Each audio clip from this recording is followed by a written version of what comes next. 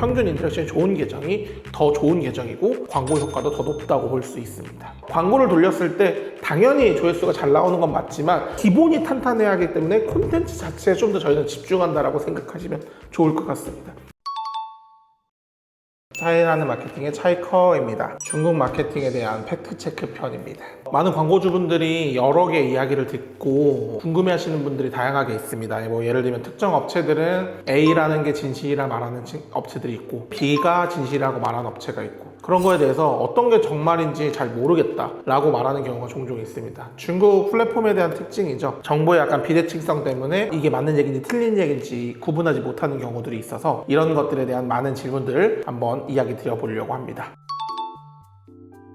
팔로워만 많으면 효과가 좋나? 사실 팔로워 수를 기준으로 놓는 게 한국 SNS 마케팅의 일반적인 사례거든요. 다만 중국의 샤오롱시는 조금 다릅니다. 최근 들어 팔로워 수를 사고 파는 경우들이 많아지기 때문에 저희는 인터랙션을 조금 더 중요하게 봅니다. 예를 들면은 팔로워가 2만 명이 되는 계정에 평균 인터랙션이 200 되는 계정이 있고 팔로워가 2,000명이 되는 계정에 평균 인터랙션이 2,000이 되는 계정이 있습니다. 대부분의 사람들은 후자를 선택할 겁니다. 하지만 명확하게 계정을 보지 않고 선택하는 경우라면 전자를 선택하는 경우가 덜어 있습니다. 그래서 실질적으로 이거는 확실하게 말씀드릴 수 있는데 평균 인터랙션이 좋은 계정이 더 좋은 계정이고 광고 효과도 더 높다고 볼 수 있습니다.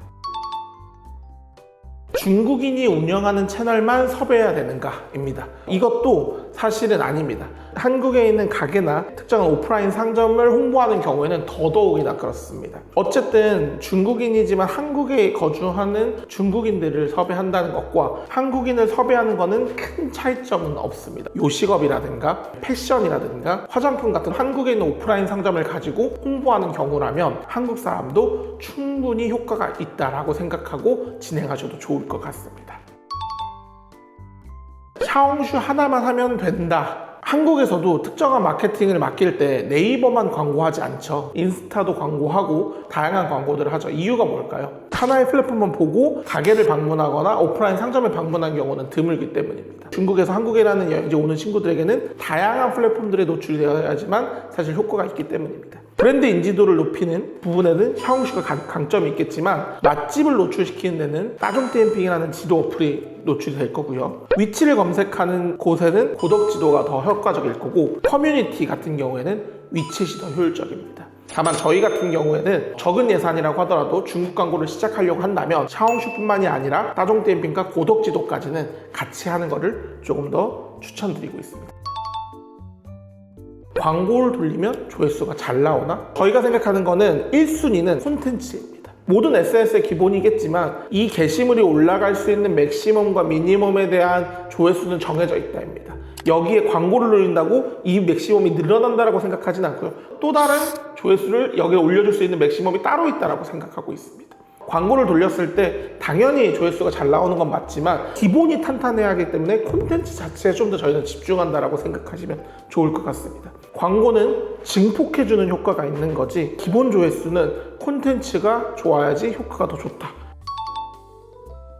따종디엠핑은 맛집만 검색하는 앱이냐? 맛집만 검색하는 앱은 아닙니다. 실제로 따종디엠핑에 들어가서 보시면 병원이나 미용실, 카페나 관광지들 같은 경우에도 노출되는 것들이 종종 있습니다. 종종 있는 게 아니라 다수 있죠. 맛집만 검색하는 게 아니라 주변에 있는 명소라든가 다른 여타의 가게들도 검색하기 때문에 따종디엠핑은 약간 중국판 네이버 플레이스의 느낌이 강합니다. 다만 최근에 따종디엠핑 맛집이라고 해서 한국으로 치면 블루리본 같은 이벤트들을 하는 것 때문에 맛집의 요소가 되게 강해지긴 했지만 또 맛집 랭킹도 나오죠. 타 카테고리들도 따종디엠핑을 통해서 광고를 하는 건 굉장히 효율적이다.